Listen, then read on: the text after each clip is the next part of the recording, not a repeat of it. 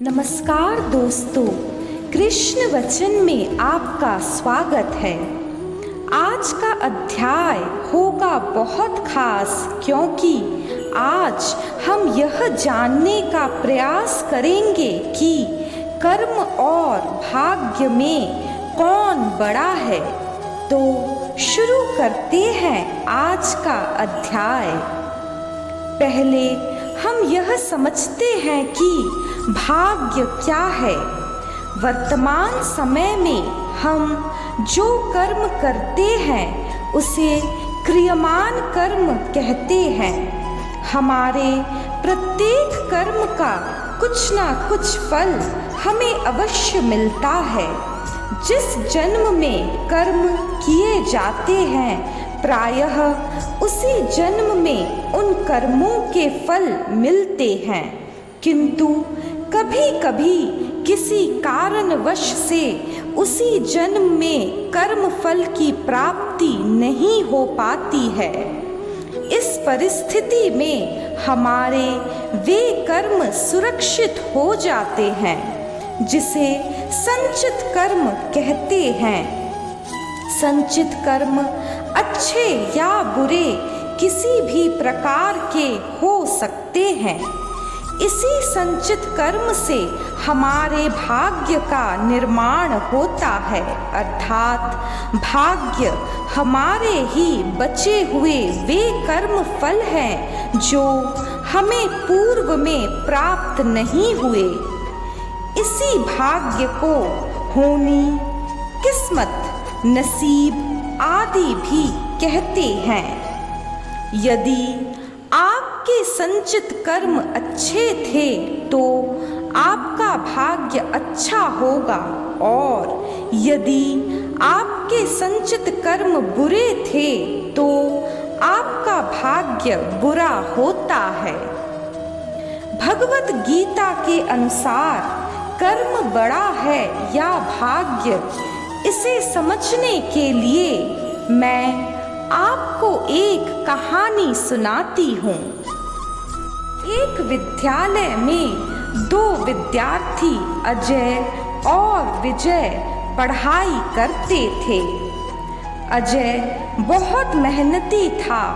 वह अच्छे से पढ़ाई करने के बाद भी कक्षा में प्रथम स्थान प्राप्त करने में असमर्थ था, जबकि विजय नकल करके पास होने वह भाग्य में विश्वास रखने वाला विद्यार्थी था।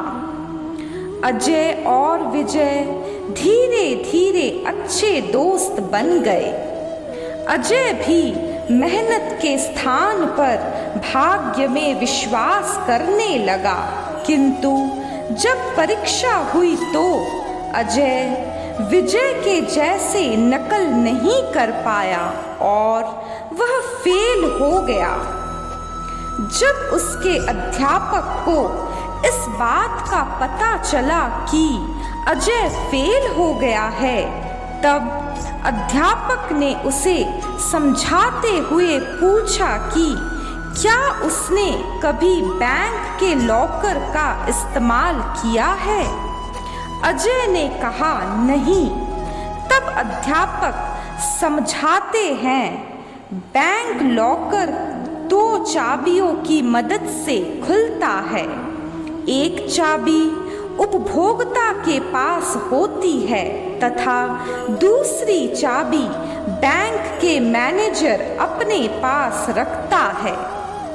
ठीक उसी प्रकार हमारा जीवन भी दो चाबियों अर्थात भाग्य तथा कर्म की चाबी पर निर्भर होता है, और बैंक मैनेजर की भूमिका ईश्वर अर्थात भगवान निभाते हैं। हमें अपने जीवन में अपने कर्म रूपी चाबी का इस्तेमाल करते रहना चाहिए। क्या पता कब ईश्वर हमारी भाग्य रूपी चाबी का इस्तेमाल करे और हम सफल हो जाए। वहीं दूसरी ओर हो सकता है परमात्मा अपनी भाग्य रूपी चाबी लगा रहे हो, पर हम अपने कर्म रूपी चाबी का इस्तेमाल ही नहीं कर रहे हो और हमारी सफलता का ताला खुल ही ना पा रहा हो। गीता के अनुसार भाग्य भी कर्मों से ही बनता है, जो कि पिछले जन्मों का कर्म अर्थात संचित कर्म होता है। श्री कृष्ण ने कर्म की महिमा बताते हुए कहा है कि जो व्यक्ति कर्म करता है वह उन्हें अत्यंत प्रिय है।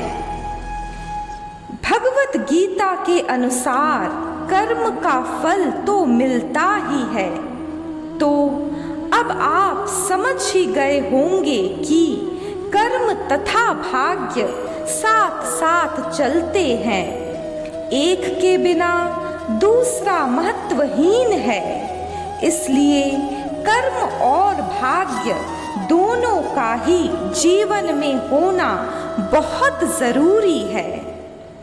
इसी के साथ समाप्त होता है आज का कृष्ण वचन।